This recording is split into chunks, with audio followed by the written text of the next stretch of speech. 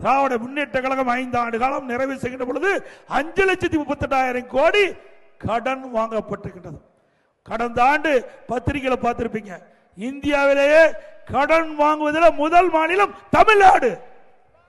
ஆனா முதலமைச்சர் சொல்றார், இந்தியாவுக்கு முன்மாதிரி மாநிலம் தமிழ்நாடு. எதுல? கடன் வாங்குறதுல, திட்டத்தில் இல்ல, செயல்பாட்டில் இல்ல, கடன் வாங்கல முதல் மாநிலம். சரி, அப்படித்தான் கடன் வாங்கினீங்க. என்ன ஒரு பெரிய திட்டத்தை கொண்டு வந்தீங்க? நாமக்கல்ல கொண்டு வந்திருக்காங்களா? நாங்க இருக்கும்போது அரசு மருத்துவக் கல்லூரி, அதே போல சாலை வசதிகள் பல கொண்டாந்து இருக்கிறோம். நீங்க அப்படி ஒரு திட்டமாவது இந்த நாமக்கல் மாவட்டத்தில், நாமக்கல் சட்டமன்ற தொகுதிக்கு உட்பட்ட பகுதியில் நிறைவேற்றினா கூட ஏற்றுக்கலாம். அதுவும் கிடையாது.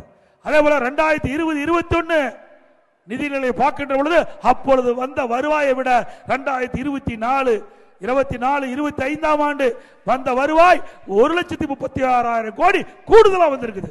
ஒரு பக்கம் வருவாய் அதிகரிப்பு, ஒரு பக்கம் கடன் அதிகரிப்பு, திட்டங்கள் எதுவும் இல்லை. இப்படி கடன் வாங்குகின்ற இந்த அரசு தேவையா? எல்லாம் கடன்காரன் ஆக்கிட்டார். திரு ஸ்டாலின் முதலமைச்சர் ஆகி பெரிய சாதனை நம்ம எல்லாம் கடன்காரனாக்குனது தான்.